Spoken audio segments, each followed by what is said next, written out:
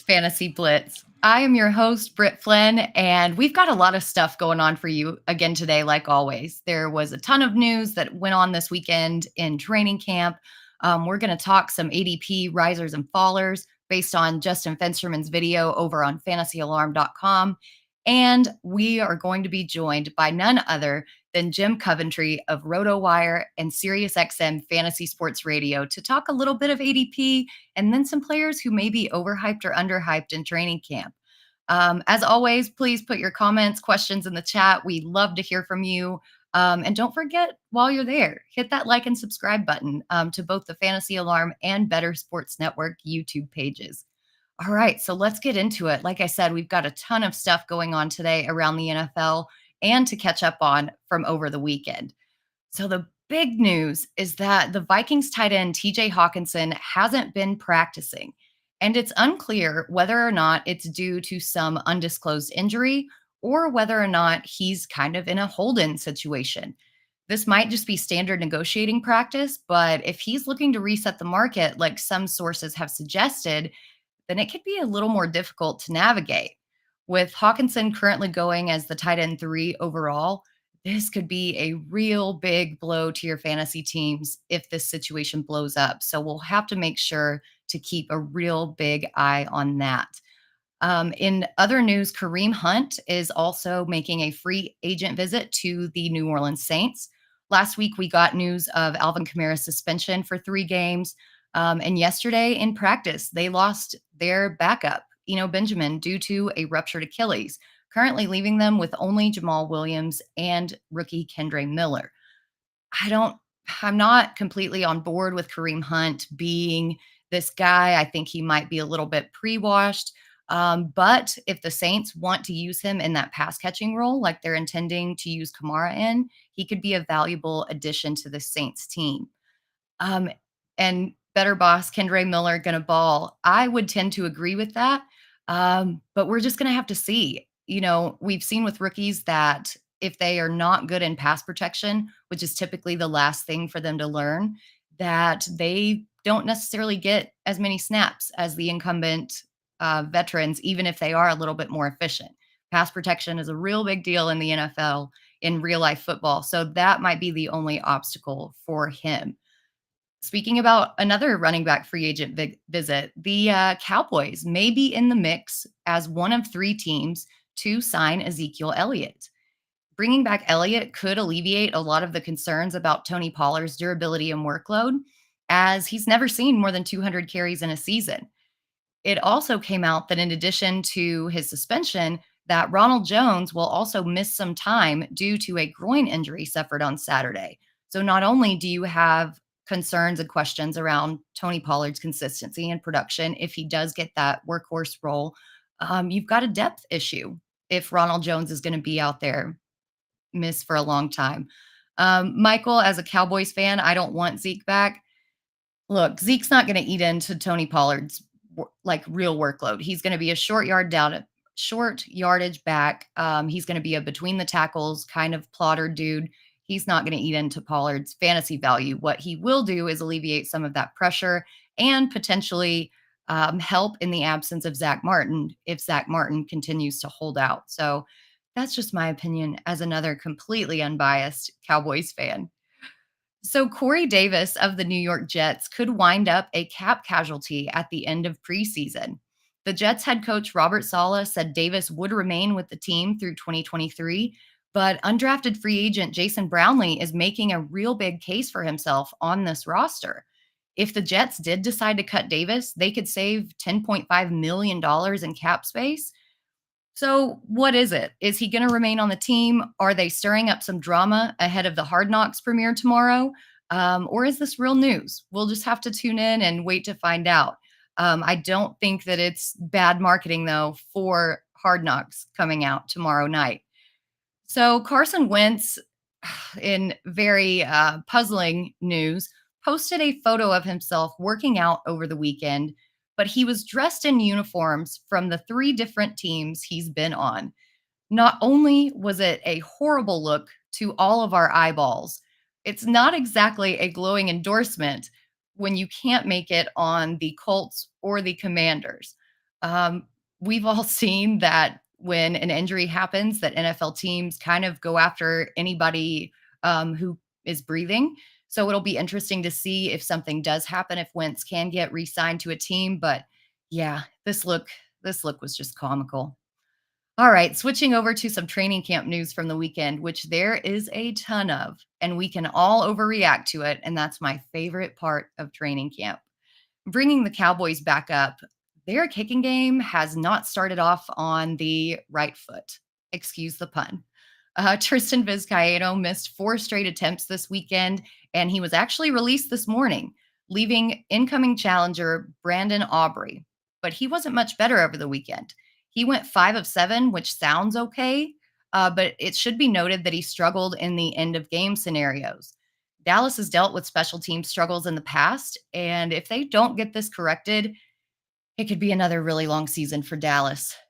Um, the Ravens may be gung ho about implementing Todd Monken's air raid offense, but if Sunday was any indication, they've got a lot of work to do. Lamar Jackson was picked off 4 times in practice Saturday, many of which came in 3rd and long situations, so it does seem like they're having a little bit of trouble moving the ball downfield. Baltimore is expected to take a step forward offensively this year, but if these inaccuracies plague them early on, you kind of wonder if Jackson is going to go back to his bread and butter, which is running the ball and making moves with his legs. So that's definitely something we need to watch. Um, one of the preseason games that actually does have some bearing on the season outlook. Another offense that's been struggling in training camp is the Raiders, specifically Jimmy Garoppolo. They have not been able to find any rhythm in their offense. On Saturday, Garoppolo went 1 of 7 in a series with 3 dropped picks on the drive. And on the day, he had 3 picks, in addition to his 4 picks he had on Friday. Vegas has one of the worst rated secondaries in the league, so it's really going to be interesting to see if Garoppolo can get it together, how this affects Devontae Adams. And we're actually going to discuss that with our guest, Jim Coventry, later on. So that will be something to monitor. In New Orleans, we mentioned it a little bit with the visit of Kareem Hunt, but the injuries are really starting to pile up in New Orleans. Both Rashid Shaheed and Traquan Smith went down Saturday with groin injuries. Backup running back Eno Benjamin went out for the season with a ruptured Achilles.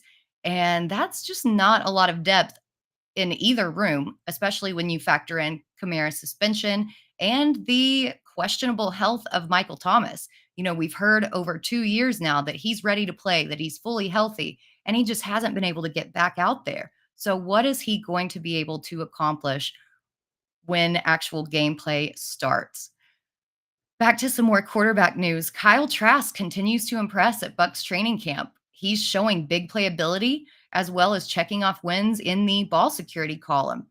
He and Baker Mayfield are currently alternating first team reps at camp, but if Dave Canales' remarks are any indication, the winner of this training camp battle is going to be the one who takes better care of the ball.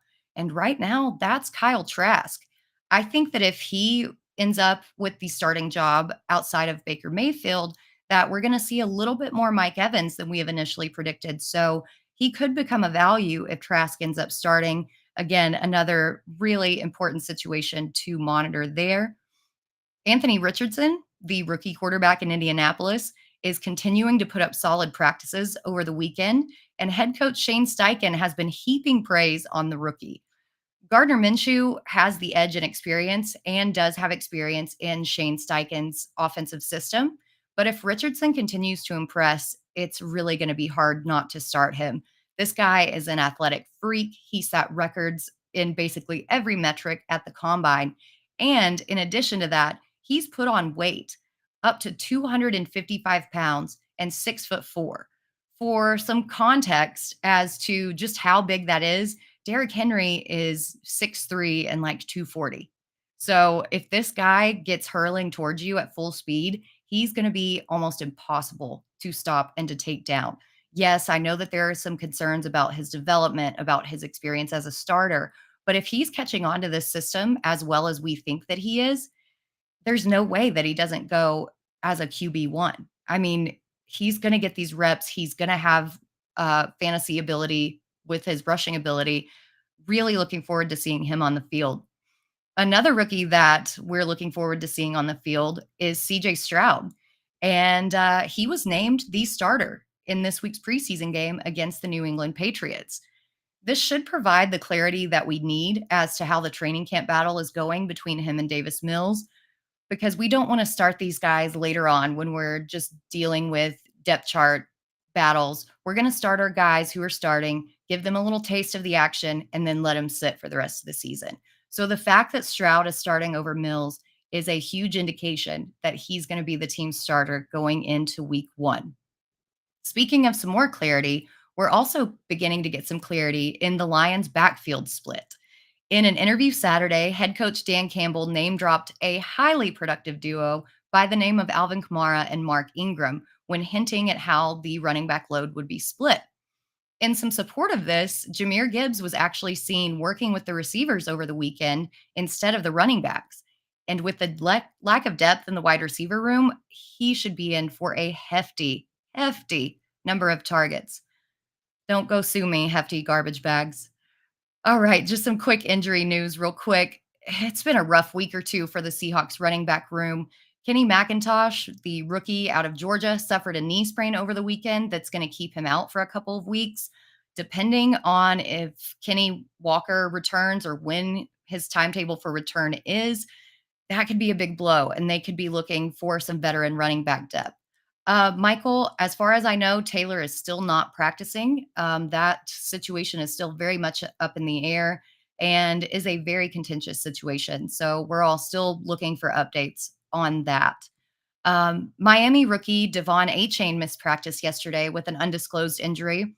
He's listed as day to day, so it's hopefully not serious, but it is something to monitor as that running back room is comprised of Raheem Mostert and Jeff Wilson, who have both dealt with their fair share of injuries throughout their career.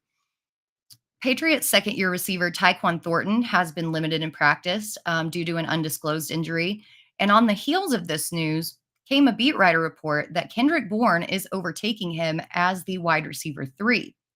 Now, that's not to say that Thornton couldn't have some value on special teams to come in if Devontae Parker gets hurt, things like that. But the way that this running or wide receiver room is split and the way that the tight ends are getting heavily targeted in training camp practice, it does make you wonder what, if any, fantasy value Thornton possesses. All right, so we'll end the injury news on a positive note. Garrett Wilson is expected to be ready to go for the Jets' second preseason game. That's huge, wonderful, excellent, fantastic news for the explosive second-year receiver. And after Aaron Rodgers praised him in the preseason game last week, I'm really excited to see how he looks on the field, how that chemistry is developing, and what they're going to do with him in that offense. All right, guys, that's our news for today. As a reminder, all of these training camp battles, all of these injury updates, they're available with real-time updates in Fantasy Alarm's 2023 Fantasy Football Draft Guide. This is what we call a living draft guide. We're not just going to post an article, let it sit up there with inaccurate information. No, as soon as some information comes down the line, as soon as some news comes down the line, we're going to be in there updating it for you so that as draft season gets kicking off, that you're going to go into your drafts with the most up-to-date information. Go to fantasyalarm.com/draft guide for your copy of it. That also includes our cheat sheet. It's got auction values, it's got tiers, everything that you need to go into your draft day is in that cheat sheet, and that is included in the draft guide. If you want a little bit more, if you're thinking about NFL DFS, which is coming up with the first slate of games already released, sign up for our All Pro package. You get a 7-day free trial with that package. You get access to all sports, our playbooks, our lineup generators, our MMA, our UFC, NASCAR, every sport that you want, including our seasonal and daily content, is included in that package. So again, sign up for that All Pro package today with a 7-day free trial to just kind of check it out. To do that, go to fantasyalarm.com/allpro to sign up today. All right. I'm super excited for our guest today. We're welcoming in Jim Coventry, again, of Rotowire and Fantasy Sports Radio on SiriusXM. Jim, how are you doing? Oh, excited to be here, Britt. It's always football season. We love talking football.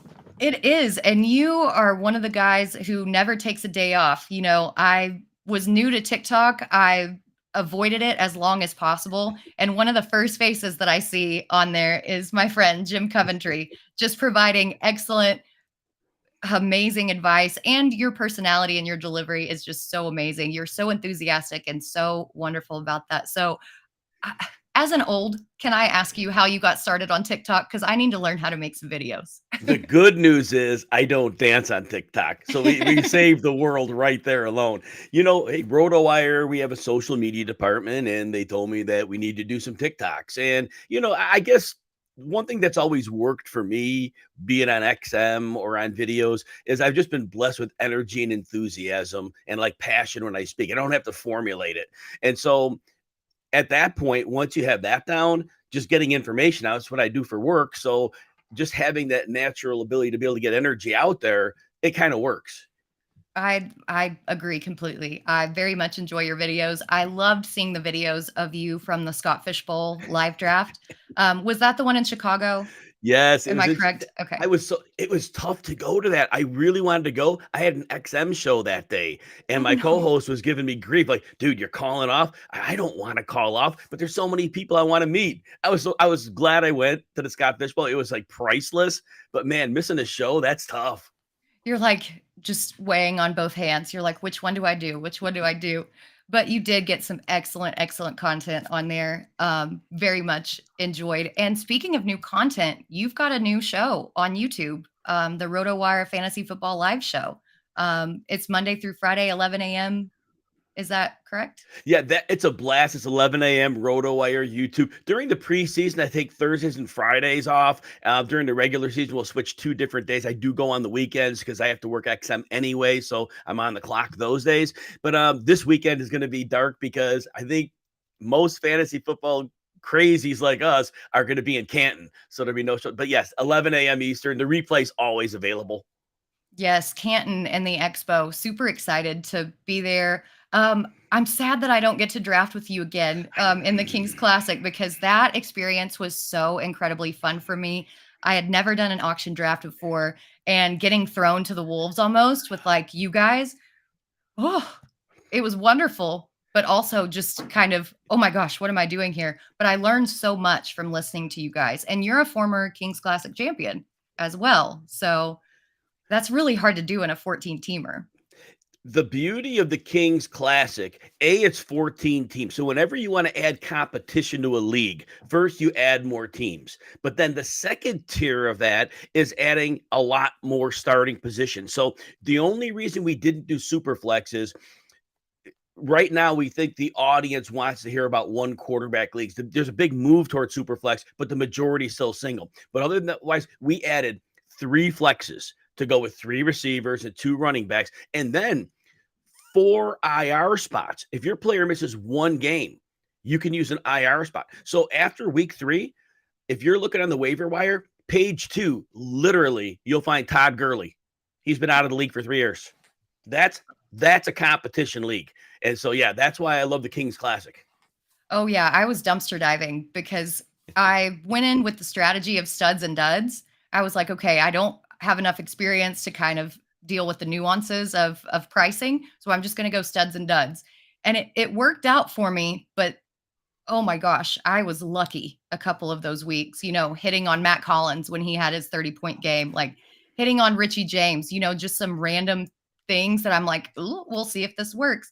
And I was very lucky because those waiver wires, oh, they were rough. They were so rough. But I'm looking forward to seeing what you can put together again this season. But let's get into some of your articles. Speaking about ADP, speaking about studs, you've got an article over at rotowire.com talking about the ADP comparisons of Nick Chubb, Devontae Adams, and Tony Pollard. So I want to start out today with Nick Chubb, who is personally one of my favorites. Absolutely love him.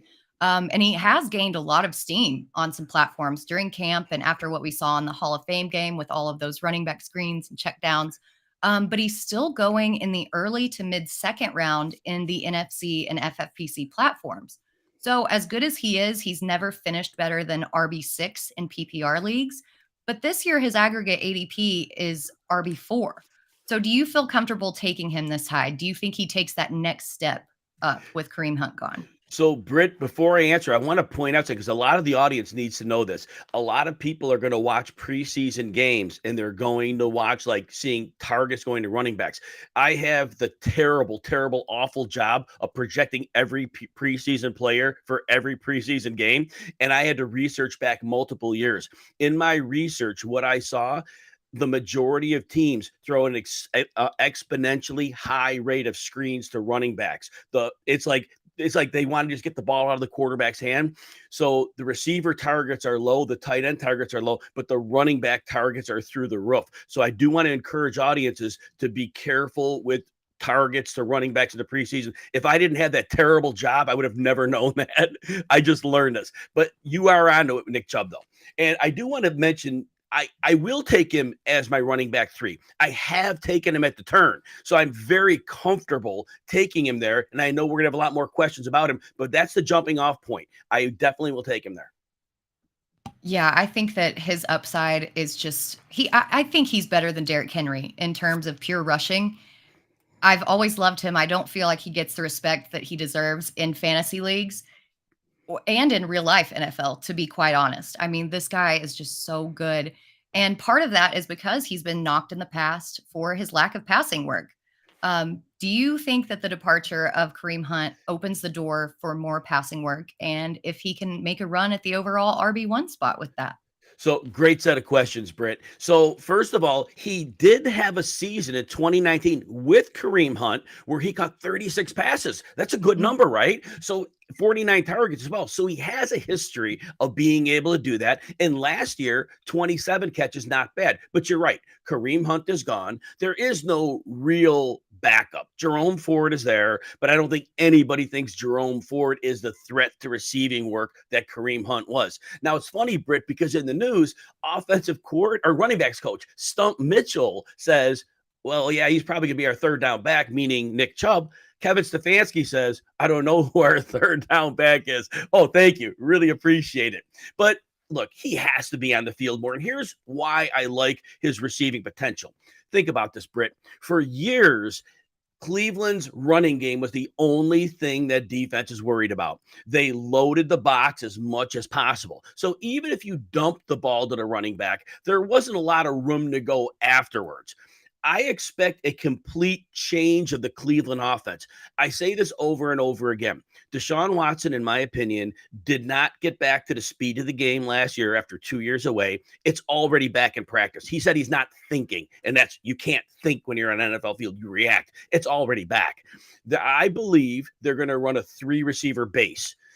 First of all, that's going to force defenses to play the pass. You have to respect a full-strength Deshaun Watson.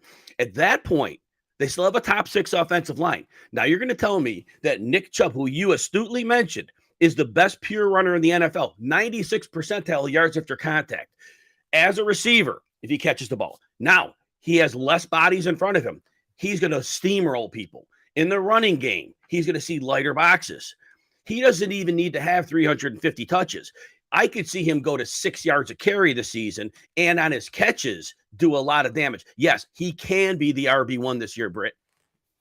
That makes me so happy for all of my Dynasty Nick Chubb shares. And Tommy brought in a very good point in the chat that is great info for preseason DFS.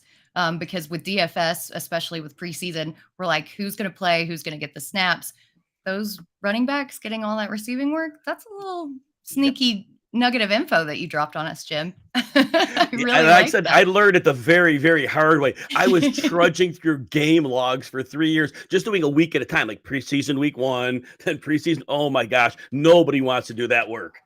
The most like tedious situation ever in your spreadsheets and all of that. Yeah. All right. So I'm going to put some urine in the Cheerios here. Do you have workload concerns for Chubb? Because he is 27 years old. He'll turn 28 before the end of the season. And we kind of did see a bit of decline in his yards per carry average last year from the 2 previous seasons. Now, you made a good point. That could be due to Deshaun Watson not being up to game speed. But What's your take on the age? Yeah, so he's still going to turn 28 in near the end of the season. So he's still 27. From an age concern, we're not really worried quite about that yet. And you did bring this up. And it's funny, declining yards per carry, Britt, right? 5.0. Oh, yeah, right. Wouldn't we all love to be worse and still be better than everybody? But and I know you were kidding about that too, but he did decline in that number. But the reason why, again, we mentioned this earlier, defenses, first of all, they were not worried about Jacoby Brissett. Even though he played well, defenses were never going to say, all right, we're worried about. They said beat us, Brissett, and they could live with that. So Chubb had to deal with that. And the line, their offensive line used to be like a top 1 or 2. It's more like a top 6 line, and there's a difference there. It's still very good, but it's not this elite line. And also, when they got rid of Austin Hooper a couple of years ago, Harrison Bryant never worked out as a blocker for them. So when they would try to run their 2 tight end sets, they were expecting high level blocking out of him, and they never got it. So they really struggled with that. And then again, with defenses really overselling, they weren't even worried about play action. And last year, when the Browns spread the field with 3 receivers, normally defenses go into pass mode. They didn't. They stayed in run mode. They did not care. So Nick Chubb had a lot of things working against him, yet he still had 5 yards per carry. So I think workload-wise, he's still young enough. They are paying him big money. They don't have a viable number 2. And I believe he's going to take less of a beating because, I repeat, I fully expect them to run a base of 3 receiver sets. So that means one smaller body on the field for Chubb to destroy. I love that so much. And the next question, you've already covered this. I was going to ask if, are you concerned about his production with Watson? You've covered that. We know the defenses are going to be more spread out. We already know. So let's move on to Davante Adams. This is a guy for me, particularly, he's been very polarizing this offseason. I don't know whether to buy the dip on him because he is such an elite talent or stay away from him completely. And it seems more often than not that I've ended up staying away from him completely. So what is your ideal draft spot if you're looking to draft Davante Adams? It's literally pick 15. Literally. Once it hits pick 15, the players I have ahead of him, that is where I'll take him. Now, if a player earlier on my board slips, like if I'm picking a little after that and Nick Chubb fell past that, fine. But pick 15 is where I'll look at him. And Britt, I get it. It's very difficult to click draft on Davante Adams at that point because, look, we're human beings. We could see talent. We could see numbers, but we also had this emotional idea of what his situation is. He's not happy. He's a disgruntled employee. But you know what, Britt? And I've been saying this even since Jerry Rice was around. Give me that receiver who complains and demands the ball. Give me that guy. Because you know what?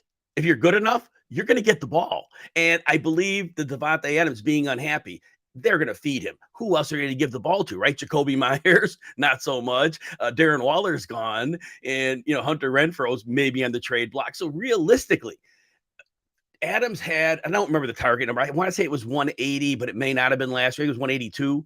But it was crazy. 182 targets. And he only caught 100 only.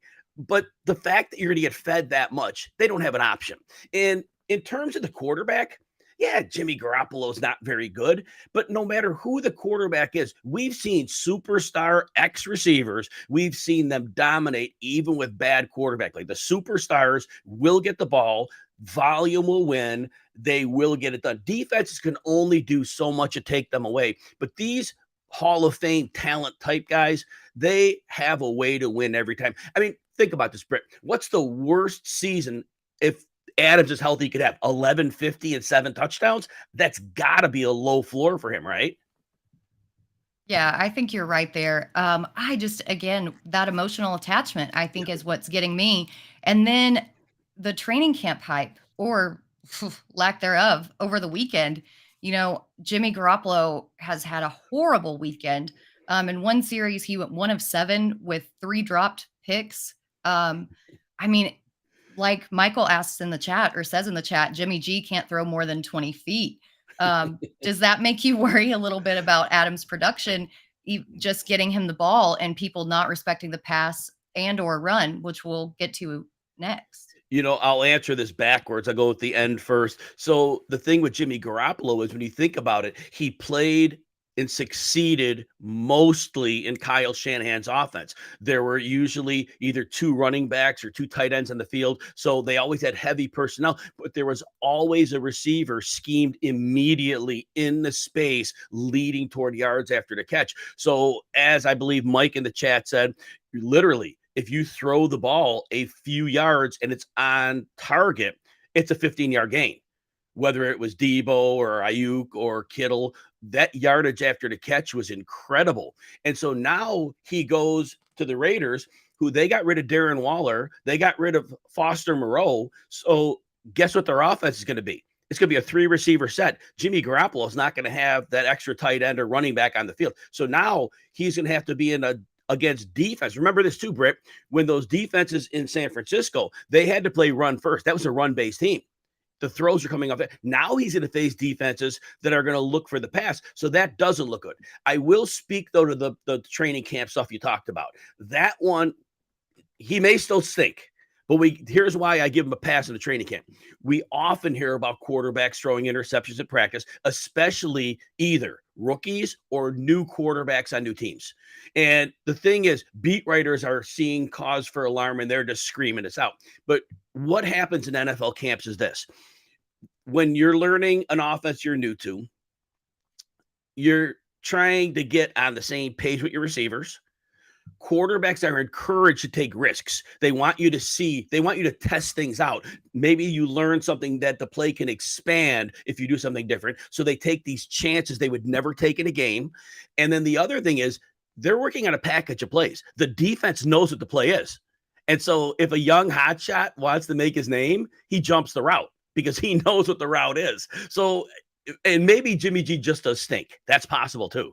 But the preseason interceptions in practice, that one I always try to give a pass on. But you're right. It's still nerve-wracking because Jimmy G is not in a system that's going to be best for him.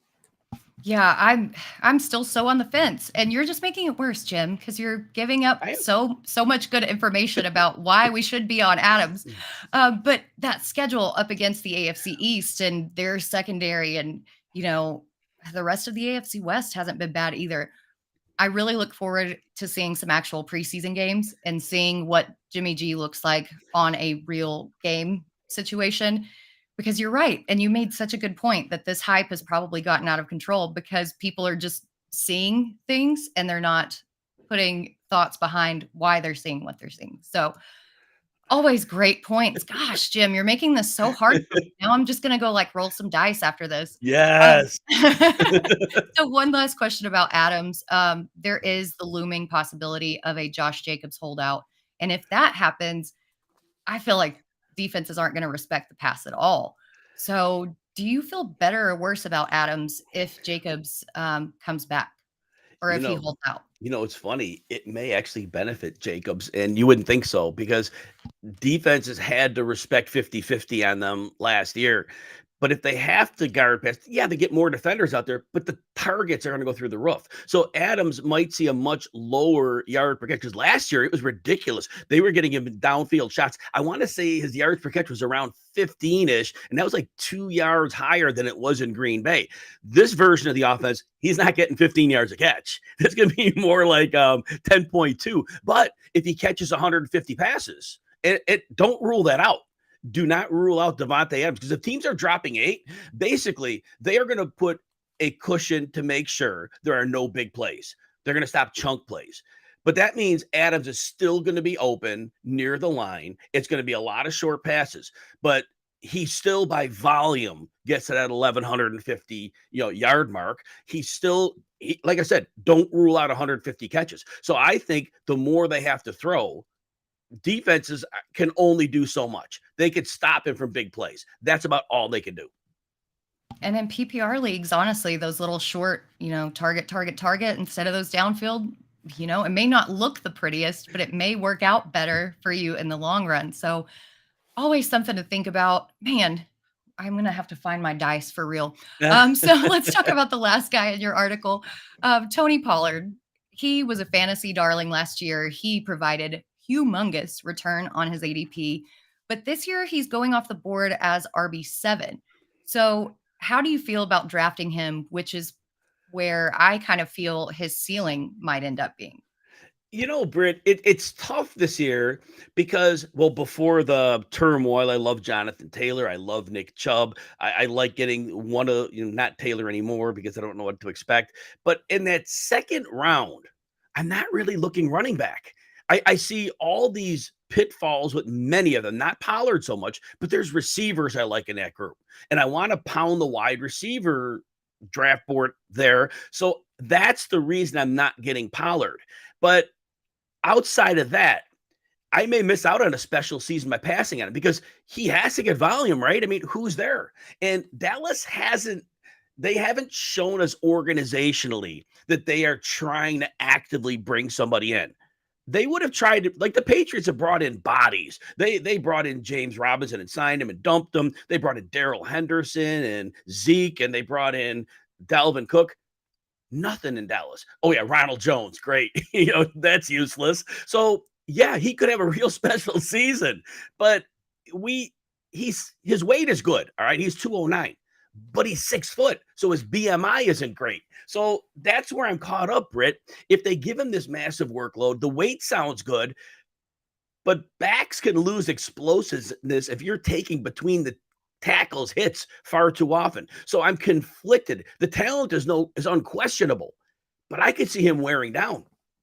Yeah, that's 100% my concern as both a fantasy manager and a Cowboys fan, because he's looked so good running outside and kind of doing these explosive moves. But if he's forced to go in on those short yardage situations, I'm a little bit worried about his durability, especially coming off that broken ankle. So this is where the next question comes in, and you're perfect in this segue. Pollard has never had more than 200 carries in a season in his career, and he is coming off that ankle injury. So, what are your workload concerns for him, especially since they want to run the ball more, apparently? So, Britt, the tough part of this question is he didn't get work because Zeke Elliott was there, right? So we're stuck there because if Zeke wasn't there, or if Zeke, let's say he fell off the cliff earlier, would Pollard have gotten more work earlier? And that's like the chicken and egg question. And that's one we really don't know. But yes, you're right. It's a big step up in potential workload. And the fact we haven't seen it, there's questions to that. And we've seen teams throughout the league. Even if you think about it, when Alvin Kamara was young, Sean Payton limited his carries. His carries were limited to like 15 most of the time. I mean, there were weeks he got more, but it wasn't frequent. They used him in the receiving game to get him out in space. And so, but we saw he could put up top 3 running back numbers based on that type of usage. But if Dallas, again, back to our initial point, if Pollard is forced to take those between the tackles runs, that's the problem. We want Dallas to add somebody, Britt. We want them to add somebody. Somebody of value, a hammerback, because if they add that, I'm actually higher on Pollard because they will have to manage his workload. Yeah, and they came out this morning and said that the Cowboys are in the mix with one of 3 teams to bring back Ezekiel Elliott. And I, for one, would personally love that. I think you put him in, it might kind of take away from Pollard's touchdown equity or his ceiling a little bit, but the return that you would get on just the wear and tear over the course of the season would be so much more beneficial. And I'm totally in agreement. So just to close out this section, I'm curious if you have your pick of one of these, well, you get to pick one of these 3 guys. Who is highest on your list? Yeah, and as I answer this, Britt, I do a series, these ADP battles. Take 3 players that are closely aligned. So every week I go the pluses, the minuses, and who to take. I am crazy high on Nick Chubb. I have to think I dragged a number of people with me because I have been so heavy on him for like 2.5 months now. But yes, it's Nick Chubb all day long. I will take Nick Chubb as early as the 10th pick in a draft. And the other players, obviously, Devontae Adams, pick 15 is where I started looking at him.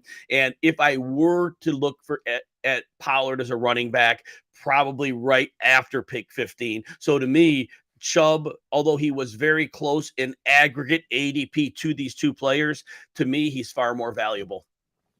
And I think that's something that gets lost often is that people just look at ADP and they feel constricted and they don't want to take somebody too early.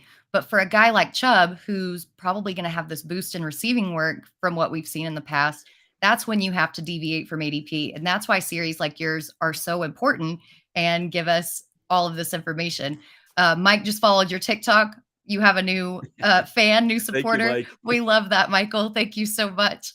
All right. So before I get you out of here and let you go on with your day, because I know you're super busy, let's just talk a little bit about training camp hype. We've touched on it a little bit. This is our favorite time of the year because football is finally coming back. But we're very excited to see how all of these players we've been speculating about actually look. And we definitely want that confirmation bias to see that who we said is going to be good actually looks good. But the hype can get out of control a little bit. So in training camp, how do you personally temper all of the excitement and overreaction that's going on around the league? Kind of the way you heard me break things down earlier, I kind of know what to throw away from camp reports. I've been doing this forever, and I kind of know what is real. And then I always defer back. I do my own scouting reports on players, and we get the younger players, and just piling on top of year after year usage and trends. And so at some point, I'm able to keep a somewhat rational mind about the players and make as many mistakes as everybody else, but at least they're rational mistakes. Truly, the process was good, right? That's what we always say. The process was good. So there are a couple players I want to hit who have been getting quite a bit of hype out of camp. I just want to get your opinion on some of these guys. One of which is Brandon Ayuk, and I was very high on him in the second half of last season. I wrote in the hot takes article that I was doing for Fantasy Alarm that he was actually going to be the wide receiver one over Deebo Samuel, and it kind of turned out that he was. Now we're getting all this hype in camp that nobody can cover him, that he's so good at separating. I think Deebo himself said that he can't be covered even in a phone booth, which how does Deebo know what a phone booth is? How do Let's you know what just a phone booth is? I'm a little bit older. But yeah, so Brandon Ayuk, how do you feel about his outlook, especially with kind of what's going on in the quarterback situation in San Francisco? Britt, it's a good and a bad thing. Brandon Ayuk is a legitimate superstar, and actually, he was in the doghouse like two years ago, and Shanahan was unhappy with his work ethic.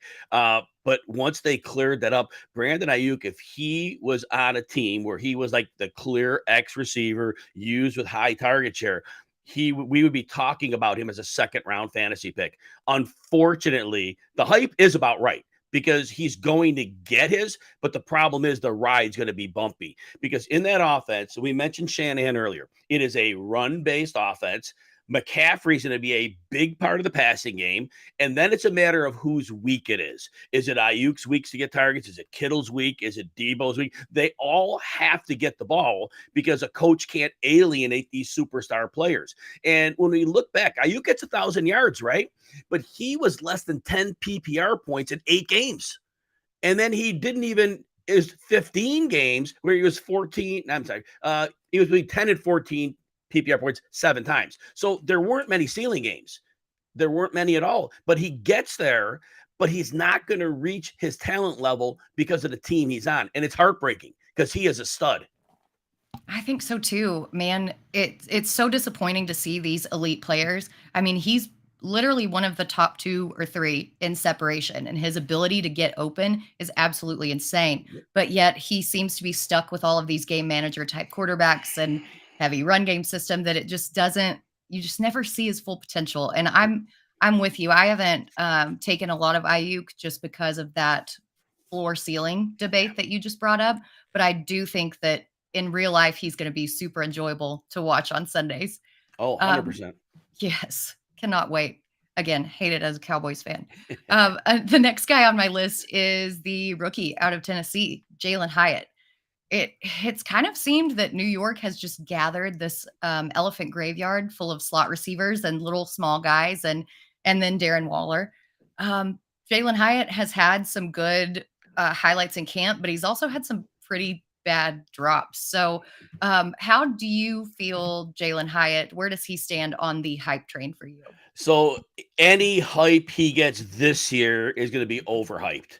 And when he came into the league, when I studied his college film, I profiled him as a vertical slot receiver, which he won't be there because they got a billion slot receivers, or a situational deep threat on the outside. Thought he could do that as well. He has game-breaking speed, and aside from the camp drops, his hands were good in college. And if it passed a little off target, he could get to it. But after the catch, not much.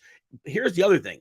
He ran a lot of just vertical routes in college, and you can get away with that, right? You can just run by people and it works. But the thing was, very quickly, Darius Slayton, they didn't like him. He had a good rookie year. They didn't like him the next year. Last year, they were on the point of getting rid of him, and then he won them over, and then they made him like part of the staple. I think Slayton is easily their deep threat. Hyatt's going to be buried behind Slayton because they only need one deep threat in that offense, and that's going to be the problem. Over time, Hyatt could develop into more, but I think right now, Slayton is ahead of him, and he's going to stay there.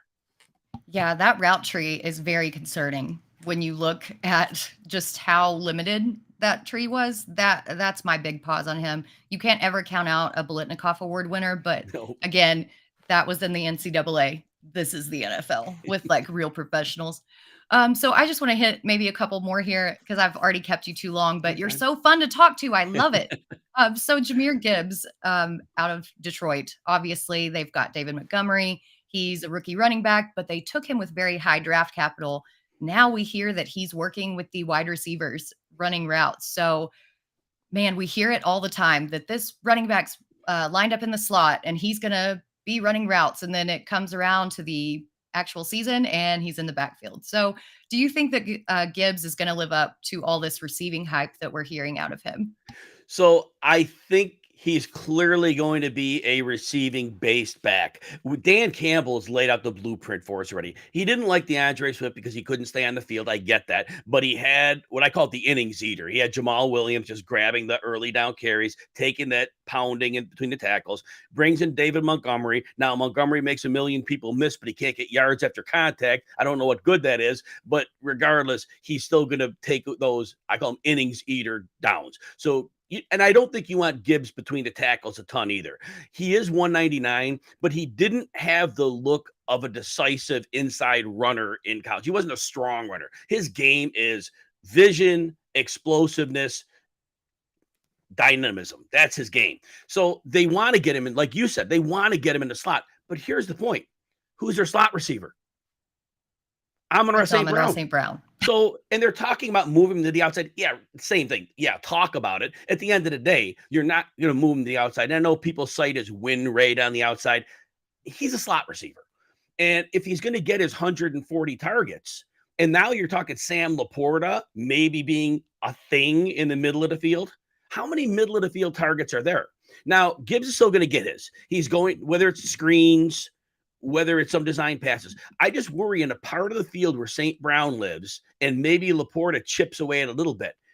Gibbs, based on fantasymojo.com ADP, the last 3 days, he's going as the running back 10. I can't draft him as a running back 10. To me, there's too much uncertainty. The player is amazing. I don't know what his role is. That's the big question, right?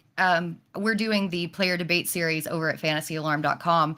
And the one that I wrote yesterday was on Gibbs. And I looked up his aggregate ADP and it's shot up from like RB19 to RB14 just across all of those sites. And I'm like, what is happening here? This hype is getting out of control. And that's where you have to make that differentiation about, okay, is he going to provide return at ADP if he's going this high? Where am I reaching just a little too far for this really talented guy? So great information, great things to think about. I'm so happy that you came on the show. Thank you, Jim, so much. Just let everybody know where they can follow you, where they can find your stuff, and what you've got coming up.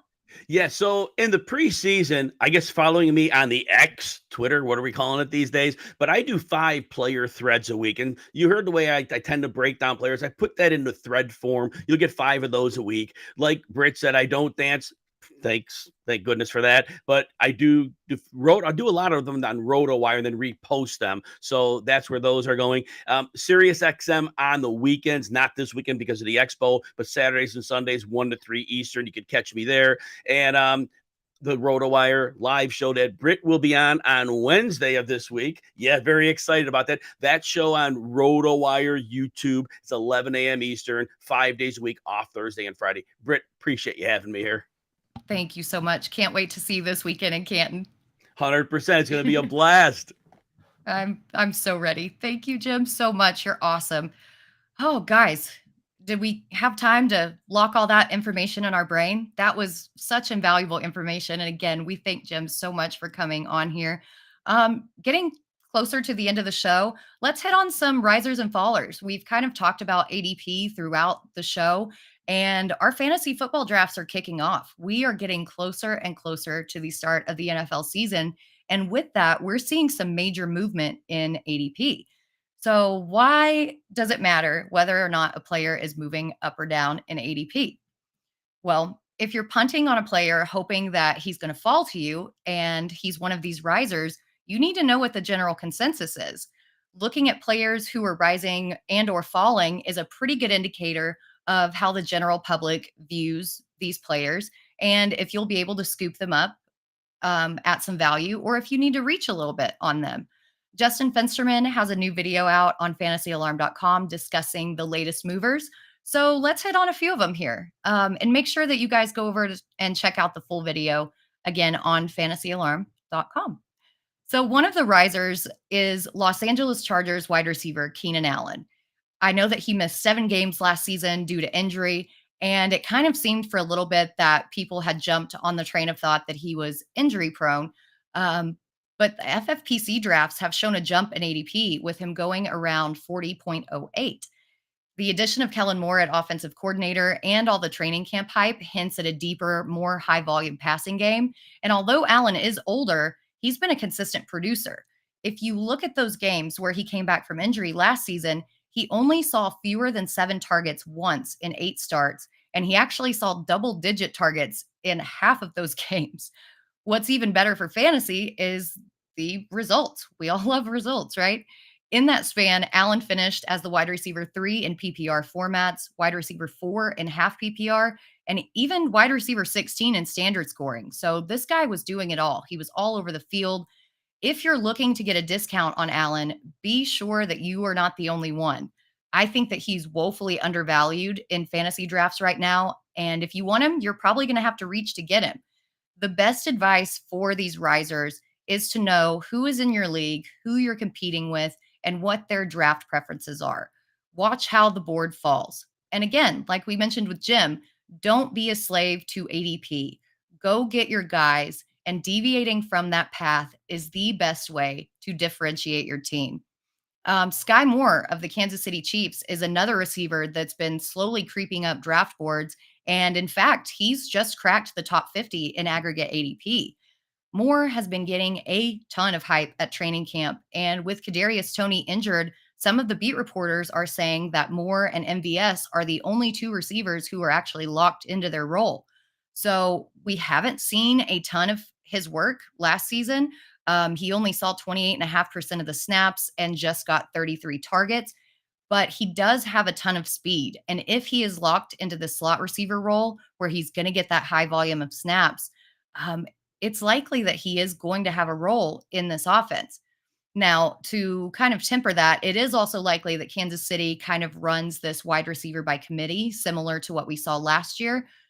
So I'm not quite sure that Moore's quick rise in ADP is warranted, but there is some variation in ADP across sites. So he's going anywhere from 94.5 all the way down to 131.41.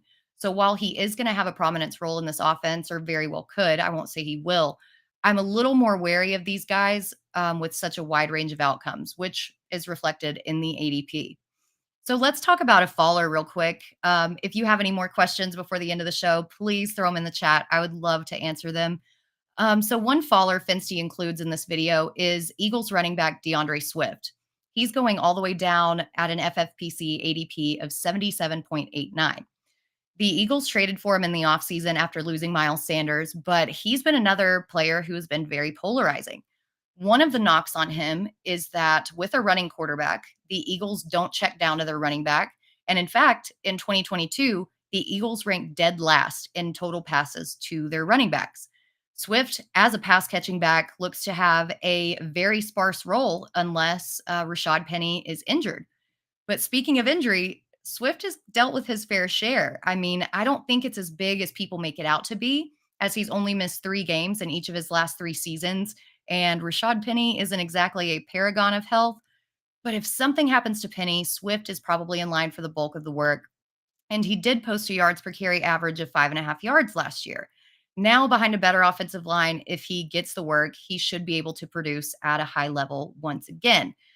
But the biggest crux of this argument is that pesky little word, if. If he gets the carries, if the Eagles pass more, I think this uncertainty is driving down his draft stock. And I don't see him getting there, unfortunately. Michael has a question in the chat. Do I think Josh Jacobs is a good option in the second round? Personally, I'm a little bit out on him. I don't like the inexperience at offensive line. I don't like that defenses aren't necessarily going to respect the pass. And I think that we're looking at what he did last season as an indicator of what he's going to do this year. I don't necessarily think that he's going to hold out or, not play the greatest or do a sit in with an injury or anything like that. But I think that the efficiency is going to be down. I would rather take several other backs in that round. Like I think I would take Tony Pollard over him. I would take Derrick Henry over him. I would even wait till the third and even potentially take Najee Harris and even punt it to the fourth and take like a Miles Sanders. So yeah, I'm unfortunately out on Jacobs. If Tommy's still in the chat, I apologize for the Raiders slander. But that's it for us today, guys.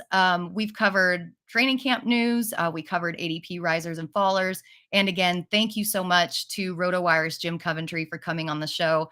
I'm going to have to freeze all of that information into my brain. So there are a ton of articles, again, coming out on fantasyalarm.com. We've got the player debate series. We've got the fantasy football cheat sheet. We have got the fantasy football draft guide. Again, go to fantasyalarm.com/draft guide.